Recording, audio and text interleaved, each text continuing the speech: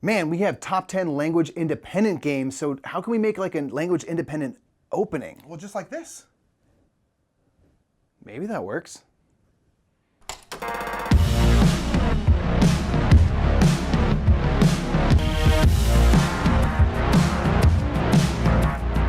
What's up, everybody? My name is Nick. I'm Mike. We are the Brothers Murph, and this is our top 10 language independent games. Right. Now, there are certain games out there that don't use writing on their cards or their board. It's all symbology. It's iconography, as it were. And the cool thing about that is if you have a game that uses only iconography, if you can explain what the icons mean, you can play that game in any language. So long as you can explain this symbol means this thing, you're off and running. So it's language independent. That's what we're talking about today. Yeah, and not all games can be language independent. Right. Some games need text to explain what cards do, that kind of stuff. But it's always really, really cool when games are language independent because it just opens it up to more people, which is always really, really cool. So this is gonna be our top 10 language independent games.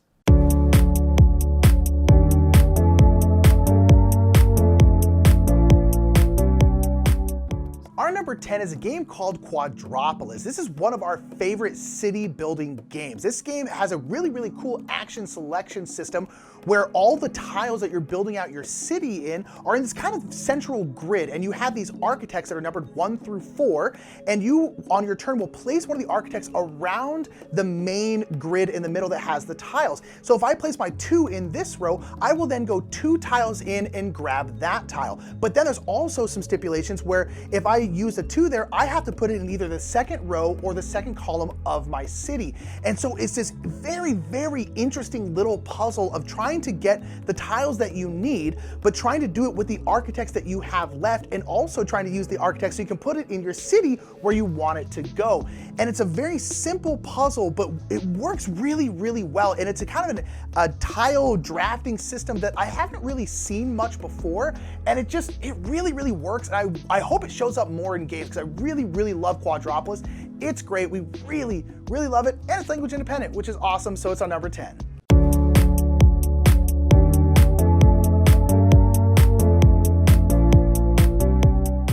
So our number 9 is Detective Club. This is a great party game which uses all of these really cool art cards that are just wild. They're kind of like dream cards a la Dixit or Mysterium, just really strange cards that are meant to be interpreted however you want or however you can try to explain. There's a hidden traitor amongst all these people as you play out cards. You're trying to figure out whose cards don't belong, who doesn't know the clue that we're all using as we play out these cards. So it all comes down to interpreting and explaining away art. And that's the cool thing about art is that it's generally language independent and it's all about expression and how do you interpret that expression. So Detective Club and a lot of other party games work perfectly for language independent because we can all explain the same card art in whatever language we happen to speak. And for my money, any game that has a cactus, that's also a sheriff, that's riding a horse, that happens to be a pillow, is pretty much a home run in my book.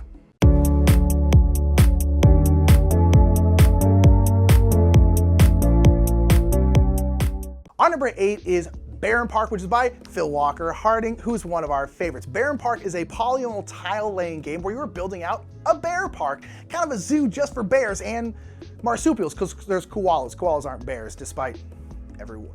They're called, whatever, they're not bears. But nonetheless, marsupials in the game. Phil Walker Harding's Australian, we get it. But nonetheless, you're building out a bear park, and it's done through these polyomino tiles, and you have a board, and you're placing these polyomino habitats of these bears and such on this board, and you're covering up symbols. Those symbols will then give you more tiles, which you'll then put in your park. Some of those symbols will allow you to add a whole nother board, so your bear park will get bigger. You can have a total of 4 boards. Once someone has completely filled in every space of their board, that's the end of the game, and then you count up your points. You get points from the different habitats you have. The bigger habitats, the better. If you get to habitats first, you get higher valued ones. There's like some public goals you can go for. It's a really, really chill, relaxing game that's just so nice to play. It's kind of like Gateway Plus or so. It works. It's just so good. Phil Walker Harding's the best. We love him, and Bärenpark is our number 8.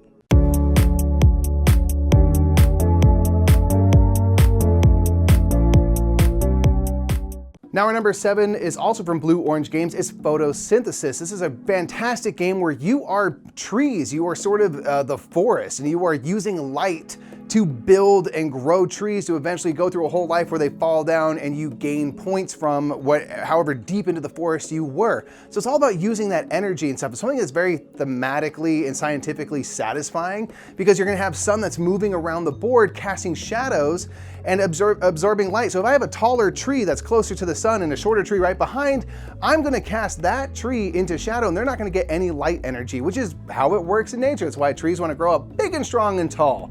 So this game is wonderful because it uses an excellent player board that tells you how much everything costs and shows you that it's all in light, and you just move your little light up and down this tracker. And so everything is very clearly laid out without having to use words of any kind. There's just some numbers and you have the little light that goes up, and everything is just very sensible and well ordered, a nice well-ordered forest. So that's something that's really cool. That's something that Blue Orange Games actually always does, is they always make language independent games. And then in their books, their games will have 8 rule books of different languages, knowing that once you read that rule book and you have those rules down, you can play the game because there will be no words on the tiles or game elements themselves to stop you from enjoying the game. So Photosynthesis is our number 7.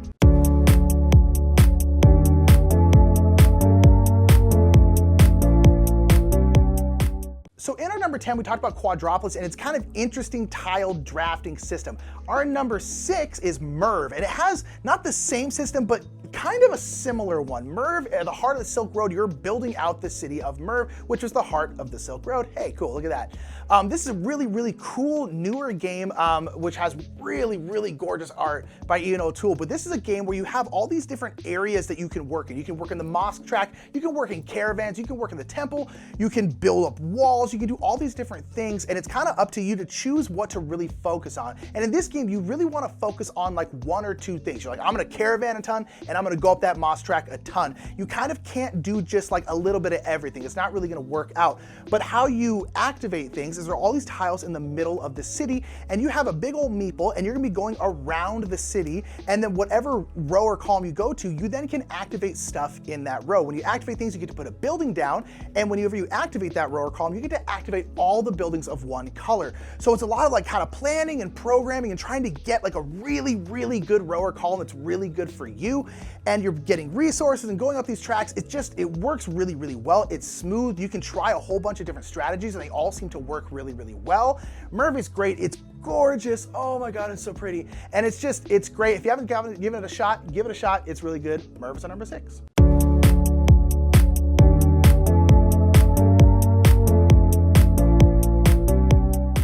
So our number 5 is a big one. It's Dungeon Petz. Now this is a game that on its head we didn't think of as being language independent, but if you look at it, there's no words written down anywhere. There's just iconography for the types of food. You have red and green cubes for kind of meat and vegetarian food. Everything is done with iconography, pointing towards certain tiles and things that you might grab. It's all really well laid out. It shows you exactly, I need to have 2 of my imps to go to this space, or I need to have an imp and a coin. It's all printed there on the board, but it doesn't use any writing to help explain those things. It's all through the use of iconography. So it keeps it really clear, which is useful in a big game like that, because there's a lot to think about.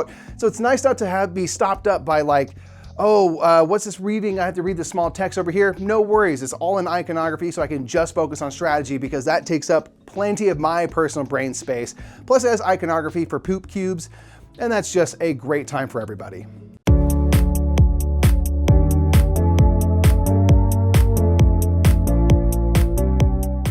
A lot of abstract strategy games are language independent because they're abstract strategy games, and one of the best is Azul. Azul is one of the most popular abstract strategy games, or just popular games, in the last number of years, and I think it's pretty deserved. It's a really fun, really easy game to get into, where you are building out mosaics with these really pretty chunky tiles, and you're building out mosaics in Portugal. It's really awesome, and there's this big depot in the middle where you're gonna be drafting these tiles, and you're putting them in your own little wall. And then as you fill out your wall, you are starting to get points. You're trying to make rows and columns and stuff. And it's just, this game is very popular. Everyone pretty much has heard of Azul at this point, and it's really good. And because it's just an abstract strategy game of you just drafting tiles and then putting them in your wall, there's not really any symbology at all. It's completely language independent, as most abstract strategy games are. So if you're looking for language independent games, abstract strategy is really probably the first place you should look, because almost all of them are completely language independent, and they're all great. And Azul is great, and that's why it's number 4.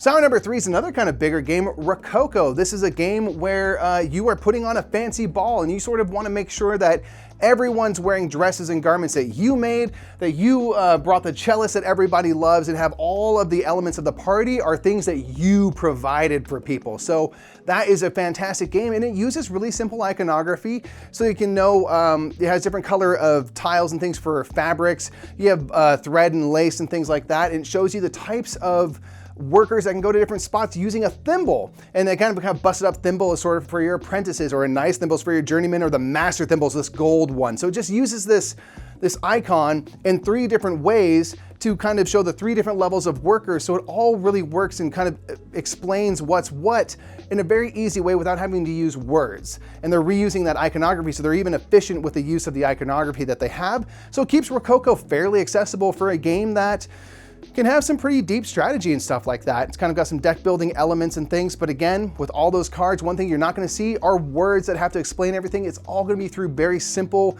easy to understand iconography. So that's why Rococo is our number 3.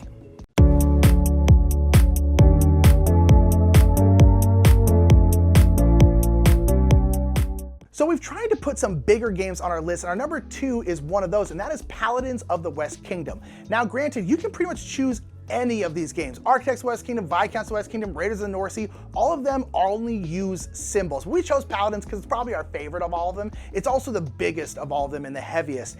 And this is kind of goes to show that you can have like a big heavy game that only has symbols. And in this case, it's really nice because the symbols carry throughout all the different games. So if you're familiar with like Architects of the West Kingdom, you'll probably be familiar at least with the symbology of Paladins of the West Kingdom. Paladins of the West Kingdom is a great game. You're taking these paladins, you're trying to do a whole bunch of different stuff. Kind of like Merv, you have to really focus on a couple things you can do, like attacking and you know, garrisoning or something like that. And you really kind of go heavy into a couple different things, and you try and score points. It's a kind of a tough game, a puzzle. It's definitely the biggest of all these, but it's also really, really good. And despite the fact that it's really big, it's completely language independent, which is super, super cool. So our number 2 is Paladins of the West Kingdom.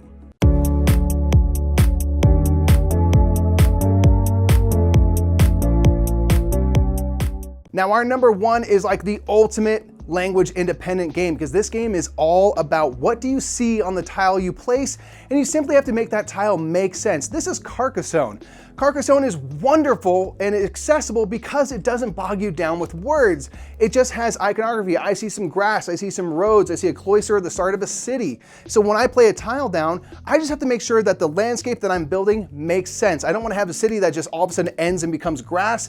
That's not good city planning. That doesn't work out. That's how you end up with the city of Los Angeles. All right, so in this one, you have to make the landscape make sense, and it's all through that. So it's even iconography devoid, right? It's just kind of through the logic and all that, and it's very satisfying in that way. So that's something that I enjoy, is that you just place some meeple down on a road. You can see very easily when that road ends, because you'll end up with a little town. In a little town, everything is logical, sensible, so it doesn't do anything to get in the way of just playing. I can make this make sense for the way it would look, grass touching grass, road connecting to road, and I can go ahead and play. So this is like the ultimate language independent game. It's iconography independent, it's just playable, and Carcassonne is fantastic. That's why it has to be our number 1 language independent game. I really want to make this outro like language independent, but I don't know how to have enough emojis We're not to that like good. do the whole. We're not that good at it. Okay. We're not good at that yet. Either way, that was our top 10 language independent games. It's always nice when you can have iconography that makes it really clear what you can do on a turn without having to use just any alphabet whatsoever. Yeah, and it's cool because you can always print games in so many different languages. There's hundreds and hundreds of languages in the world, but it's like a game that's language independent. You could literally play with anybody, and that's super, super cool. So put your favorite language independent games down in the comments below, and if we left any off our list, let us know which ones we missed. Absolutely, there's many more that are great and out there, so let us know. Be sure to give this video a thumbs up, and until next time, we'll see ya. Bye.